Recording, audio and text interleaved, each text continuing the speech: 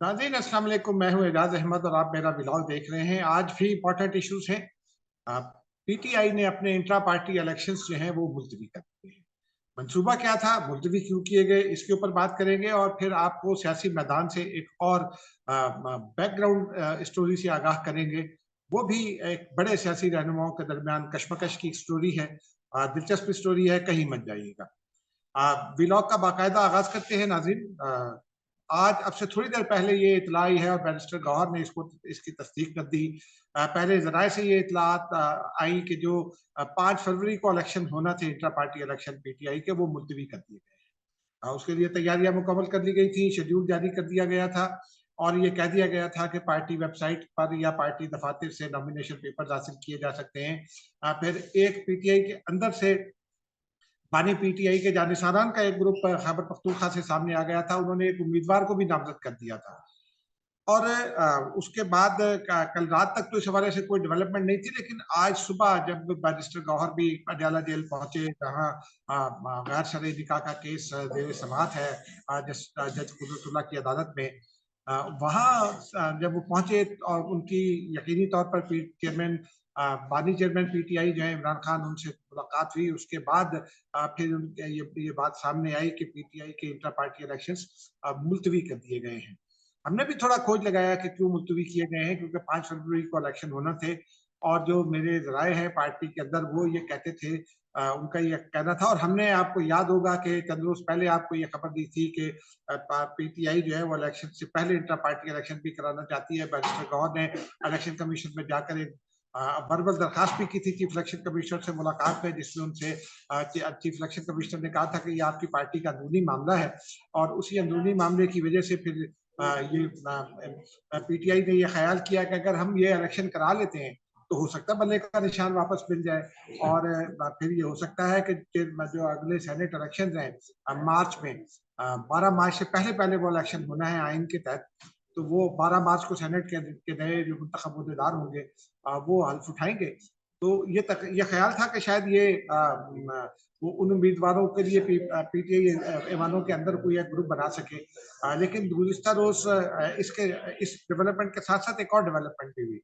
Chief election commissioner से ये सवाल हुआ उन आज़ाद उम्मीदवारों की फेट के हवाले से, मुस्तकबिल के हवाले से, जो पीटीआई की हिमायत से इलेक्शन लड़ रहे हैं, क्योंकि वो उनका ताल्लुक पीटीआई से था लेकिन बल्ला ना मिलने की वजह से वो आज़ाद इलेक्शन लड़ रहे हैं। तो उनका जवाब बड़ा सिंपल था लेकिन बड़ा दूरदर्श जवाब था। पहले वो जवाब सुन लीजिए उनसे। जब ये सवाल हुआ मीडिया के ग्रुप की मुलाकात में, तो उन्होंने ये कहा कि आईन पाकिस्तान के तहत और इलेक्शन एक्ट के तहत आज़ाद उम्मीदवारों को ये हक हासिल है कि वो आइन के अंदर, अब इलेक्शन एक्ट के अंदर दी गई जो मुद्दत है, हमेशा इलेक्शन कमीशन 3 रोज दिया करता है जब नोटिफिकेशन जारी हो जाता है, कामयाबी का ऑफिशियल नोटिफिकेशन जारी होने के बाद।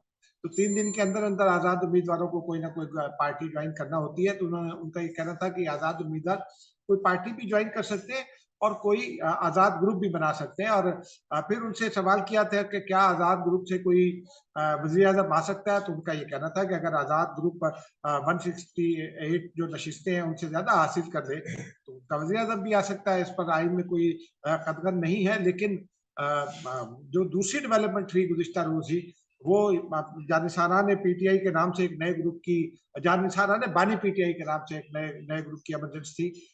उससे जो है वो यहाँ पीटीआई के अंदर एक परेशानी की लहर दौड़ी, क्योंकि इससे पहले अकबर एस बाबर जो है इलेक्शन कमीशन में के अंदर एक करारदाद जमा करा चुके हैं बानी अरकान के इजलास के अंदर। वो करारदाद का कानूनी और तकनीकी तौर पर बड़ी स्ट्रॉन्ग है।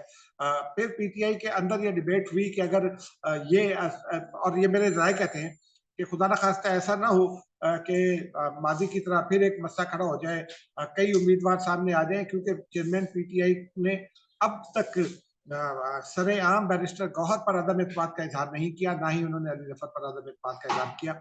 उनकी बहनें और वो खुद और फिर शाह महमूद कुरैशी जरूर नाला हैं बैरिस्टर गौहर समेत तमाम वकला से, उनकी कारकर्दगी से, लेकिन पीटीआई हवाले करने के हवाले से जो चेयरमैन पीटीआई का एतमाद है वो अभी तक बैरिस्टर गौहर के पास मौजूद है। तो फिर ये सोचा गया कि कहीं ऐसा ना हो कि एक नया फसाद खड़ा हो जाए। और एक तो बहुत सारे उम्मीदवार आ जाए, गेम हाथ से निकल जाए, और फिर जो एक और तकनीकी नुकता है, वो जो इलेक्शन फोरम है इनका, पार्टी जनरल बॉडी की तश्कील, जब पार्टी ही मौजूद नहीं है, जनरल बॉडी की तश्कील किसने की, कैसे हुई, आइन क्या कहता है, अगर इसके ऊपर कोई इलेक्शन कमीशन से रुजू कर लिया तो फिर एक और नया मसला तनाज़ा खड़ा हो जाएगा। और मेरी इतलात के मुताबिक पीटीआई के अंदर इस बात को महसूस किया गया कि ये इलेक्शन इस वक्त कराने से जो अकबर बाबर का ग्रुप है वो मजबूत हो जाएगा, और फिर पीटीआई के अंदर भी बहुत सारे लोग नहीं चाहते कि बैरिस्टर गौहर सदर हो। मिसाल के तौर पर हामिद खान, अब पीटीआई के अंदर थोड़ी सी एक तब्दीली आ चुकी है। हामिद खान जो है वो पीटीआई का जो लीगल अफेयर्स है, खासतौर पर चेयरमैन पीटीआई और बुशरा बीबी के, वो उसके वो निगरान मुकर्रर हो चुके हैं। हामिद खान का भी बानी रुकन है, और हामिद खान का एक एतराज भी सामने आ चुका था कि बैरिस्टर गौहर तो बहुत जूनियर है। और भी बहुत सारे लोग हैं, मसलन बाबा रवान है, वो भी बैरिस्टर गौहर पर एतमाद करने को तैयार नहीं है। वो भी, और उस वक्त जब पीटीआई के सेक्रेटेरिएट पर पुलिस ने जो है जाकर उसको कब्जा किया और उसका घेराव किया और उसको बंद कर दिया, उस वक्त भी बाबा रवान वहां पहुंचे थे। तो ये ख्याल किया गया कि पार्टी के अंदर जो है वो जो है इख्तलाफात शिद्दत इख्तियार कर देंगे और पार्टी का शिरादा बिखर सकता है इंटर पार्टी इलेक्शंस के हवाले से। और फिर ये भी कोई गारंटी नहीं है कि बल्ले का निशान वापस मिल जाएगा, और बल्ले का निशान तकनीकी और कानूनी तौर पर अगर मिल भी जाए तो जो मुंतखब अरकान है वो बल्ले के निशान पर के पाबंद नहीं होंगे, क्योंकि वो अपने अपने आज़ाद जो हैसियत में इलेक्शन लड़कर आए हैं। और जब आज़ाद मेंबर होता है वो कानूनी और आईनी तौर पर वो किसी भी पार्टी में शामिल हो सकता है, उसकी हिमायत कर सकता है। लेकिन उसी मुद्दत के दौरान हमने माजी में ये देखा है कि बहुत सारे लोग वहाँ शामिल होने के बाद वापस भी आ चुके हैं। मसलन सेनेट में शबीम आफरीदी साहब जो हैं, उन्होंने ज्वाइन किया था नून लीग को, फिर वो वापस आ गए और आजकल वो पीपल्स पार्टी में। मिर्जा मोहम्मद आफरीदी ने नून लीग को ज्वाइन किया था, लेकिन फिर वो वापस आ गए और फिर उन्होंने पीटीआई की हिमायत शुरू की, डिप्टी चेयरमैन मुंतखब हुए, और आज तक वो पीटीआई के खासतौर पर अब वो सादिक संजानी की हिमायत करते हैं। तो उनकी डिफेक्शन पर वो कानून लागू नहीं हो सकता, क्योंकि वो बाज़ औक़ात वो अलग से इंतखाबी निशान पर आते हैं और वो पार्टी ज्वाइन करते हैं, ताहम उनकी आज़ाद हैसियत में उनको ये हक हासिल होता है तकनीकी तौर पर कि वो पार्टी की जो पाबंदियाँ हैं, जो पॉलिसी है, उसको फेस ना करें। तो ये मामला बना और इसी वजह से ये तय किया गया कि इंटर पार्टी इलेक्शन मुलतवी कर दिए जाए। इलेक्शन के बाद देखेंगे, इलेक्शन होंगे उसके बाद ग्रुप बन जाएगा। जो आज़ाद ग्रुप अरकान है वो कहाँ चल जाएंगे, पीटीआई में आए के साथ देने का ऐलान करेंगे।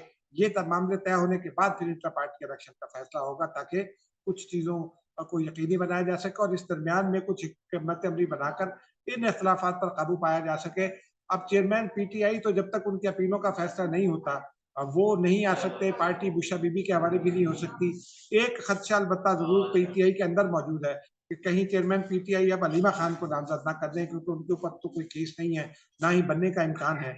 अगर वो पार्टी के अंदर आ गई तो बहुत सारे लोगों की दुकानें बंद हो जाएंगी। नाज़रीन, अब दूसरे इशू की जानिब चलते हैं। एक छोटी सी खबर तो यह है कि इलेक्शन कमीशन को जो सुप्रीम कोर्ट के फैसले हैं उनकी वजह से रोजाना की बुनियाद पर या हाई कोर्ट के फैसलों की बुनियाद पर कई हलकों में तब्दील करना पड़ता है। उन्होंने ये दरखास्त भी किया अदालतों से कि ये फैसले अब ना किए जाए, क्योंकि बैलेट पेपर्स तब्दील करना पड़ते हैं निशाना तब्दील की सूरत में। तो अब वो उनको मुश्किलात दरपेश हैं। ताहम ये इलेक्शन कमीशन ये समझता है कि उनको जो 21,000 टन पेपर की जरूरत थी, 21,000 टन वेटेज के बैलेट पेपर छापने हैं, तो वो उसमें कामयाब हो जाएंगे और ये बैलेट पेपर्स इन टाइम छप जाएंगे, और फिर वो मुसल्लह अफवाज की निगरानी में तमाम पोलिंग स्टेशन पर भेज दिए जाएंगे। पोलिंग स्टेशन पर ड्यूटियां जो है वो मेरी इतला ये है कि इतवार के रोज से लगा दी जाएंगी, उनकी सिक्योरिटी सख्त कर दी जाएगी, क्योंकि छुट्टियों का ऐलान हो चुका है। पोलिंग स्टेशन की हिफाजत को यकीनी बनाया जाएगा। डीआरओ और आरूस के दफातर और प्रिजाइडिंग ऑफिसर्स की जो सिक्योरिटी है उसको यकीनी बनाया जाएगा। अब नाज़रीन, मुसलसल खबर की जानिब आते हैं। सियासी हलकों में एक और खबर ज़ेर गर्दिश है, और वो खबर है कि चूंकि इलेक्शन के बाद फिर जो दूसरा मरहला होगा कौमी असम्बली का दिखाने का, स्पीकर, डिप्टी स्पीकर के इंतखाब और वज़ीर आज़म के इंतखाब के बाद वो सदर का इंतखाब है। उससे पहले चेयरमैन सेनेट का इलेक्शन, वो माफ कीजिएगा, सेनेट का इलेक्शन होना है और उसके बाद चेयरमैन सेनेट का इलेक्शन होना है। लेकिन उससे बड़ा इम्तहान सदर का इंतखाब है, क्योंकि सदर आरिफ अलवी आइन के तहत उसी दिन तक मौजूद है जिस दिन तक नए इलेक्शन नहीं होते। वो एक्सटेंशन बने एक तरह से आईनी एक्सटेंशन पर। तो अब मौलाना फजलुर रहमान जो है वो उनकी ख्वाहिश है कि उन्हें सदर बना दिया जाए। जो बैरूनी हालात हैं इस वक्त, उसमें मौलाना फजलुर रहमान जो है वो उनके लिए शायद मुश्किल हो, लेकिन अफगानिस्तान के साथ जो सूरत हाल है उसमें मौलाना फजलुर रहमान की बहुत ज्यादा अहमियत है, लेकिन ईरान के साथ जो सूरत हाल है उसमें मौलाना फजलुर रहमान का रोल इतना ज्यादा नहीं होगा। और ईरान अगले दिनों में पाकिस्तान ईरान के साथ बहुत सारे मामलों का हल भी चाहता है। एक इतला ये भी है कि आसिफ अली जरदारी की भी ये ख्वाहिश है कि अगर बिलावल वज़ीर आज़म नहीं बनते और नवाज शरीफ वज़ीर आज़म बनते हैं तो आसिफ जरदारी ऐवान सदर में हो। और आसिफ जरदारी की इस ख्वाहिश और मौलाना फजलुर रहमान के सदर बनने की ख्वाहिश के खिलाफ नवाज शरीफ है, क्योंकि उन्हें मौलाना फजलुर रहमान भी एक मजबूत शख्सियत है सियासी तौर पर, और आसिफ अली जरदारी भी एस्टेब्लिश और मजबूत शख्सियत है सियासी तौर पर। तो उन्हें ऐवान सदर में ममनून हुसैन चाहिए। अब वो ममनून हुसैन कौन होगा ये हम भी तलाश करते हैं, आप भी तलाश करें। ये टसल अब तक जारी है और ये जारी रहेगी उस वक्त तक जब तक नए सदर का फैसला नहीं हो जाता। नाज़रीन, अब तक के लिए इतना ही, मुझे इजाजत दीजिए। खुदा हाफिज। बस इस दरख्वास्त के साथ कि इस व्लॉग को देखें जरूर, चाहे पसंद करें चाहे ना पसंद करें, लाइक करें या डिसलाइक करें, कमेंट जरूर करें। मुझे इजाजत दीजिए। खुदा हाफिज।